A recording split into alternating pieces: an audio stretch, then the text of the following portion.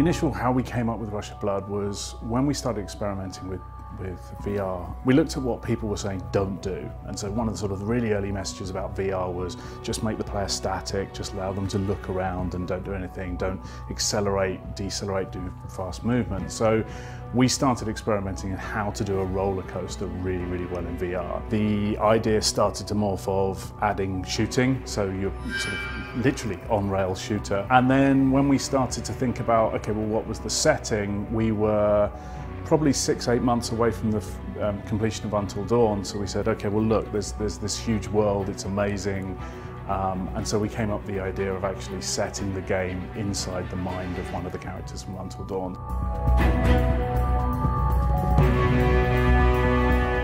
You know, there's a story there, and it's a self-contained storyline. If you understand Until Dawn, you'll immediately start to pick up on the cues, the locations, the characters, but fundamentally it works brilliantly as just this sort of really crazy, freaky fairground ride.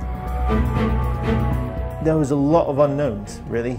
VR is really new for us. I think it's new for everyone. Figuring out what is scariest in VR was a challenge. I think scares are all about anticipation.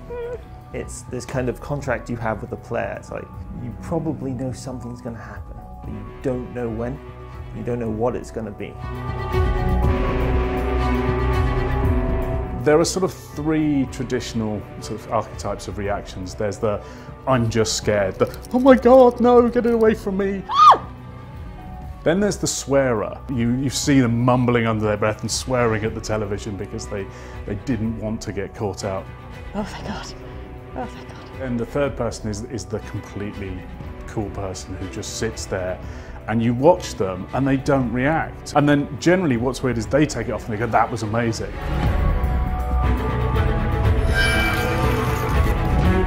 There are three aspects of horror. There's terror, which is the impending feeling of doom. When the hairs on the back of your neck start to go up. And there's the horror, which is the moment of, you know, on a surprise or a jump scare, is that moment of, oh God, and you get shocked by something. And then there's disgust, which is the gore and things like that. And VR gives us some incredible tools to build up terror, in which case that makes it more likely that we get you with the horror, and it allows us to do a little bit more with the disgust. Oh, what is that? So why should you be excited about Rush of Blood? We really designed it specifically for VR. This isn't a bolt-on thing. We designed it from the ground up to take advantage of PlayStation VR. It's an incredible roller coaster ride into horror from the team that brought you Until Dawn.